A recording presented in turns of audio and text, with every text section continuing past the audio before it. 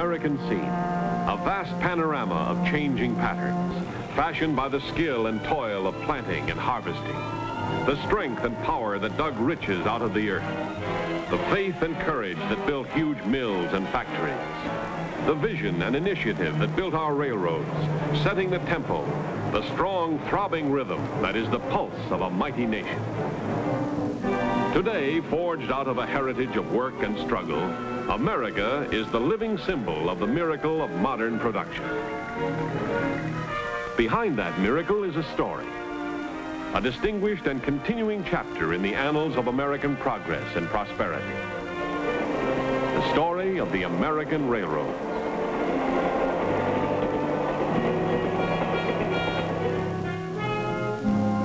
Here was our country only a little more than 150 years ago.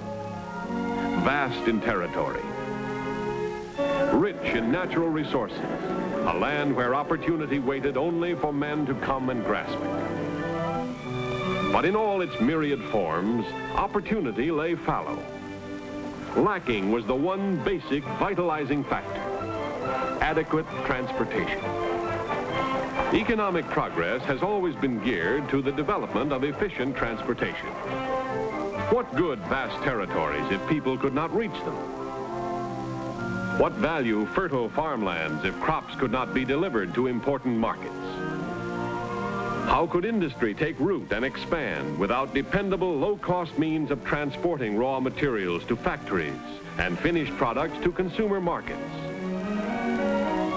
In its first 50 years as an independent nation, America had no adequate answers to these questions, and its vast potential in agriculture, commerce, and industry was still in the future. And then, a little more than a century and a quarter ago, came the impetus, the railroads, providing the spark to light the torch of development and progress. Here at last was the dynamic force needed to transform a young and sprawling country into a great and powerful nation. The history of America and the history of transportation by rail became integral parts, one of the other, each drawing strength and stature from the other. Railroads meant people. People meant farms, settlements, and then great cities and industries. Time and distance, once the barriers to economic progress, were conquered by the flanged wheel on the steel rail, binding the country into one strong, rich, unshatterable unit.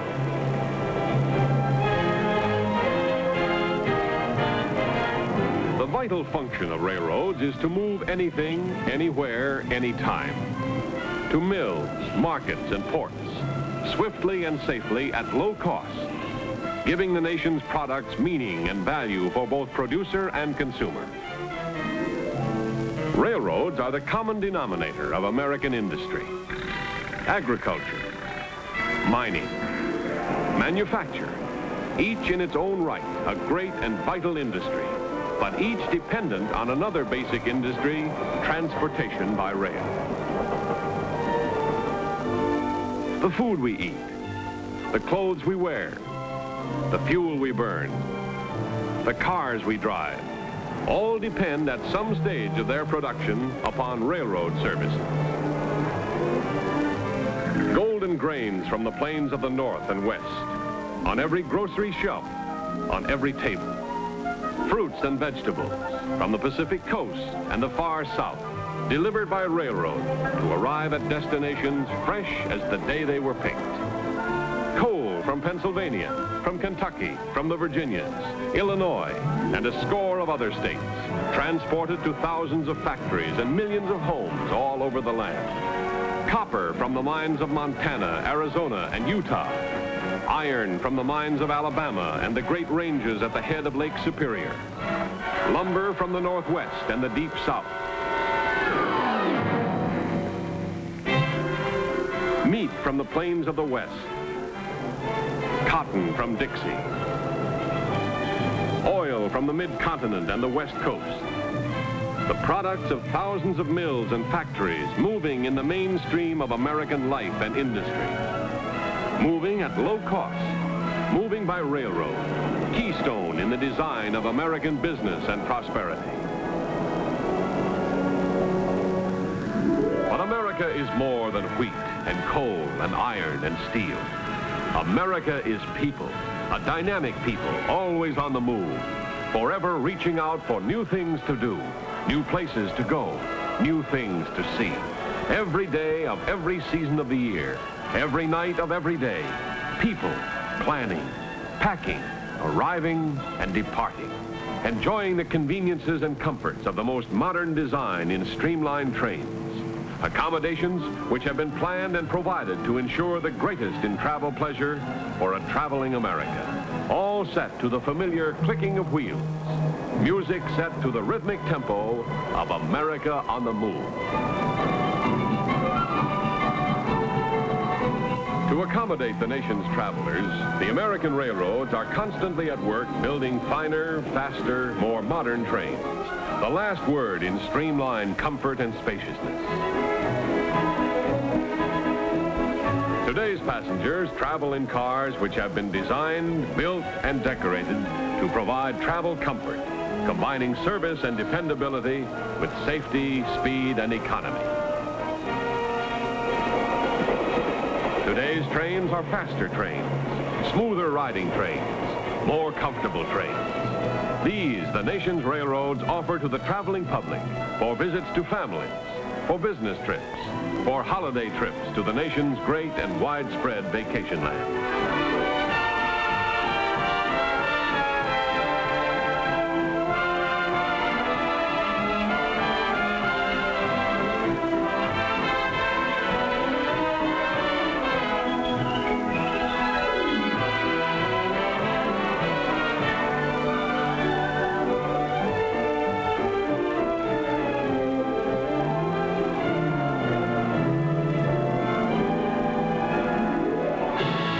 Transporting people and products and doing it with unparalleled economy in fuel, materials, and manpower is the chief job of the railroads of America.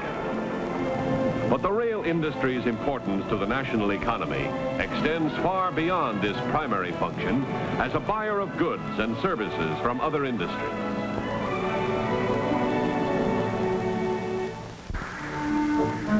With a shopping list that touches practically every conceivable phase of American commercial activity, the railroad industry is one of the country's best customers. Railroads spend $2 billion a year for the products of American industry. Railroad needs range from toothpicks to cross ties, from paper clips to steel rails, from sheets and pillowcases to powerful locomotives. Railroads buy large quantities of coal, fuel oil for an endless variety of railroad uses, and lumber for building and maintenance purposes. Railroads buy iron and steel to be converted into tracks and bridges, cars and locomotives, and countless other facilities and equipment railroads use in serving the nation. Railroads buy the myriad products of the nation's farms for the millions of meals served in their dining cars. They use everything in such quantities as to stagger the imagination. And their purchases, translated in terms of dollars and cents, help to enrich every facet of the nation's economy.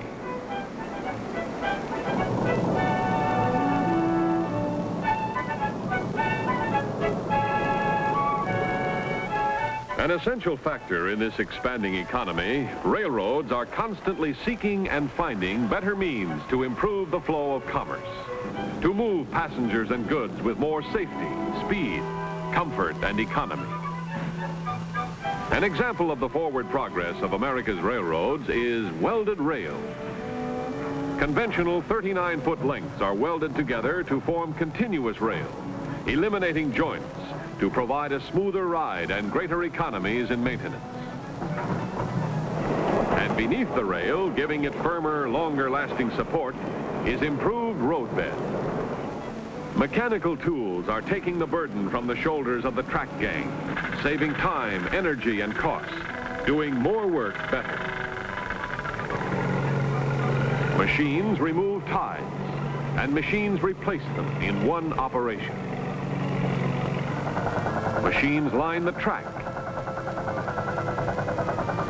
Machines drive the spikes. Machines spread ballast evenly in proper quantities. Tie tampers poke at the ballast, hammering support to firm the foundation for ties and track. Machines with mechanical hands scooping ballast for cleaning and reuse. All products of research in modern railroading. To expedite the handling of goods, freight yards have become marvels of science. An electronic revolution is sweeping the classification yard, transforming it into an almost automatic operation, bringing greater efficiency in the dispatch of cars and freight. In push-button yards, electronics and electricity, radio and radar, teletype and television work together in a vast web of communications and control to facilitate the flow of freight. Cars are shoved to the top of an elevation or hump. Here, the cars are uncoupled, one or two at a time, to coast downhill by gravity, but always under control of an operator in the yard tower. At his fingertips is the nerve center of this modern marvel. An electronic machine which at once weighs the rolling car, measures its speed, calculates how far it must roll before it couples up to a new train, and then applies the right pressure against the car wheels to ensure that it will roll into the proper place at the safe coupling speed. Another example of technology in transportation, of science in railroading. The use of electronics extends beyond the limits of the classification yard. This is centralized traffic control for directing and regulating the movements of trains over long stretches of track. Controlled by a single operator, sometimes 100 or more miles away. On a central control panel, flashing lights indicate the position of trains on the road. The operator flips a lever, and along the line, signals are set and switches thrown. A train moves onto a siding to await the passing of another train. And then out onto the main track again and on its way. Thus, one track is made to do almost the work of two, reducing costly delays and maintenance of way. Another outstanding example of progress in modern railroading is protective service, provided by the railroads for the handling of perishables, keeping such things as fruits and vegetables fresh and fit to eat, 2,000 and 3,000 miles in transit.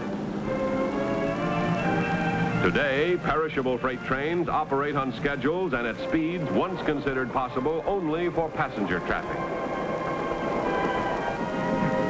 Trains of refrigerator cars are re-iced, sometimes several times en route by modern methods, which minimize operational stops.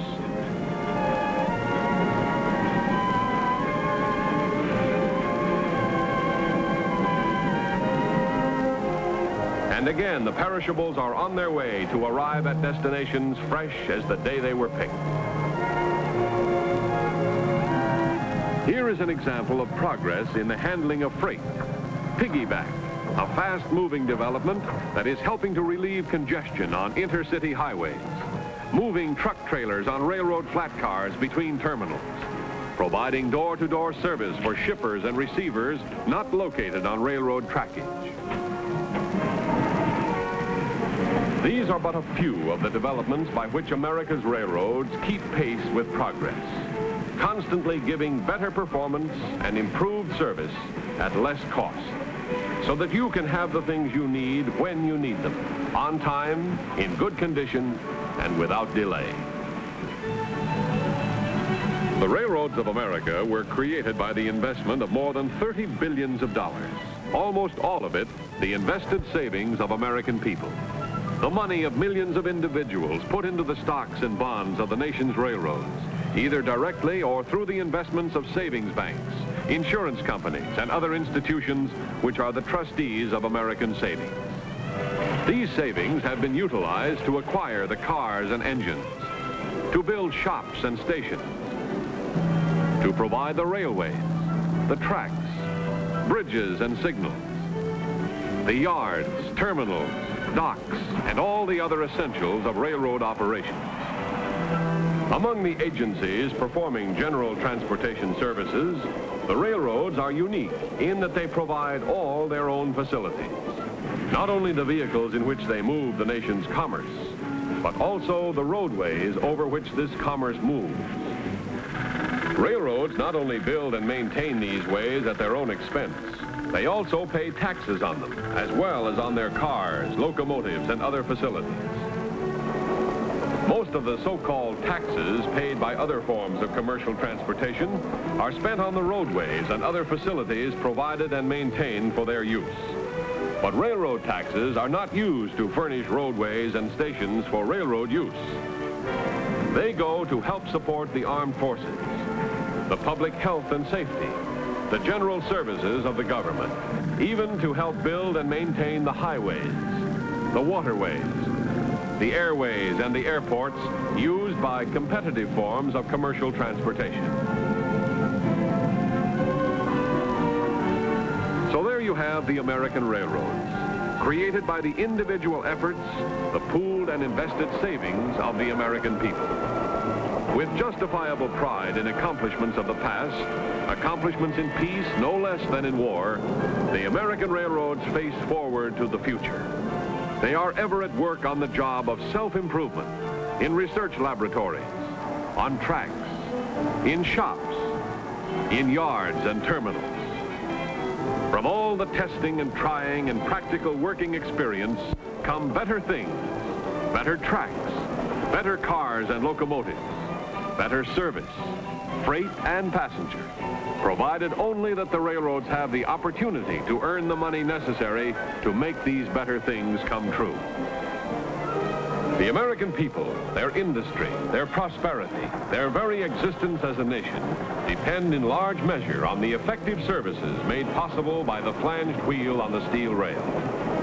There is nothing in existence or in sight which can replace the railroad in performing the essential transportation services upon which the very life of the nation depends. With abiding faith in the fundamentals of democracy, the railroads will continue to serve the nation and its people along the proven pathway to continued progress and ever greater prosperity.